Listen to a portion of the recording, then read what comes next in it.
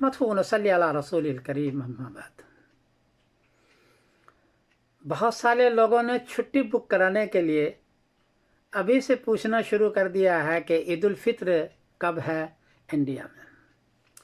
जवाबन अर्ज है कि 20 अप्रैल बरोज जुमेरात को इंडिया में चांद को चाहिए 3 डिग्री, बर्मा में चांद को चाहिए 2 डिग्री, बांग्लादेश में चांद को चाहिए 3 डिग्री, कराची में चांद को चाहिए 3 डिग्री, पेशावर में चांद को चाहिए 3 डिग्री, नेपाल में चांद को चाहिए 3 डिग्री और अफ़गानिस्तान में भी ऊंचाई है सिर्फ 3 डिग्री।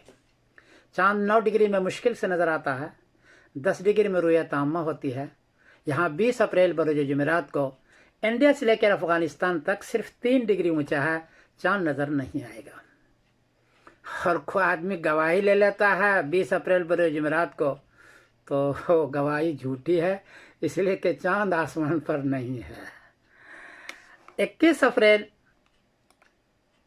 बरोज जुमा को 21 अप्रैल बरोज जुमा को इंडिया में चांद को चाहिए 16 डिग्री, बर्मा में चांद को चाहिए 15 डिग्री, बांग्लादेश में चांद को चाहिए 15 डिग्री, कराची में चांद को चाहिए 16 डिग्री, पेशावर में चांद को चाहिए 16 डिग्री, नेपाल में चांद को चाहिए 15 डिग्री और अफ़गानिस्तान में चांद को चाहिए 16 डिग्री।